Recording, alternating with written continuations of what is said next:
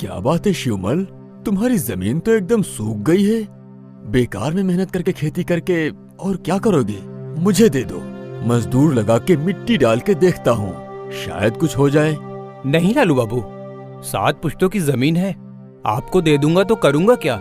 पूरे साल मेहनत करूंगा और कोशिश करूंगा कि फसल उगे। अरे पगले, मैंने कब बोला कि मैं मुफ्त में लूंगा? नगद पैसा दूंगा तुझे।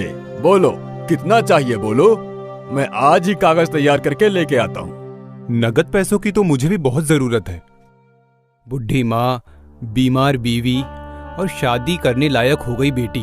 आपको पता भी है, घर चलाना बहुत मुश्किल होता है। समझता हूँ रे, समझता हूँ। कब तक सहोगे गरीबी? लेकिन मैं हूँ ना, एक ही गांव के लोग हैं हम। एक दूसरे के दुख में अगर साथ नहीं देंगे तो कैसे होगा? अरे पगले, कब तक गरीबी सहेगा?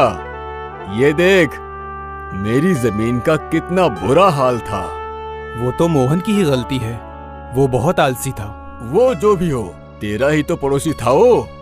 इस जमीन के लिए उसको पैसा दिया था मैंने। लेकिन मैंने तो गांव वालों की जुबान से ये सुना है कि उसे जमीन का दाम बहुत कम मिला था। लोग तो ऐसा ही कहेंगे, लेकिन मोहन ने कितना मजा किया था, बोलो। अब क्या बताऊं, वो तो आलसी और लालची था। पैसा मिलते ही कुछ दिन मस्ती किया, नशा किया और एक दिन सुबह सुबह ही अपनी ही जमीन पे मरा हुआ मिला।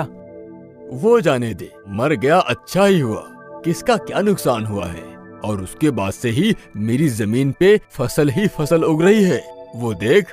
उसके लिए आप अच्छे अच्छे खाद का इस्तेमाल करते हैं, देखभाल करने के लिए लोग भी रखते हैं, और मैं अपने खेत में खुद ही मेहनत करता हूँ और मेरे पास तो अच्छा खाद भी नहीं होता। लेकिन समस्या मिटी है क्या? वही तो गरीबी में दिन बिताना पड़ रहा है। जो बोल रहा हूँ सुनो, जमीन बेच दो, जो पैसे दूंगा उससे बीवी का इलाज और बेटी की शादी दोनों हो जाएगी। देखना दोनों खेत में कैसी फसल उगाता हूँ। मेरे जीते जी तो नहीं दूंगा, ये जमीन सिर्फ मेरी है।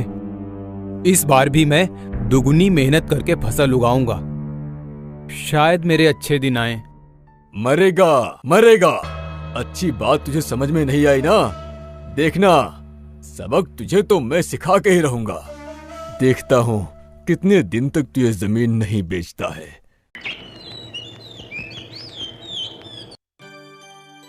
तो बेटा हरिहर, ये पंचायत ऑफिस कुछ नया लग रहा है आज। पहले से कुछ ज्यादा ही अच्छा लग रहा है। कुछ नया किया है क्या?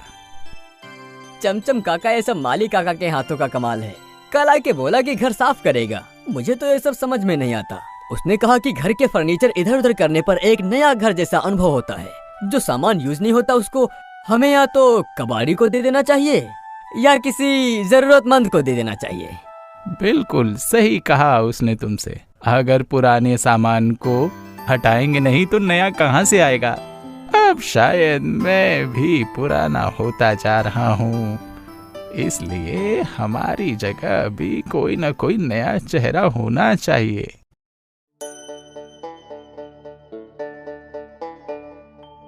आप कैसे पुराने हो सकते हैं? आप जितने पुराने होंगे आपका दिमाग उतना ही तेज होगा। मैंने बिल्कुल सही कहा ना मुखिया जी?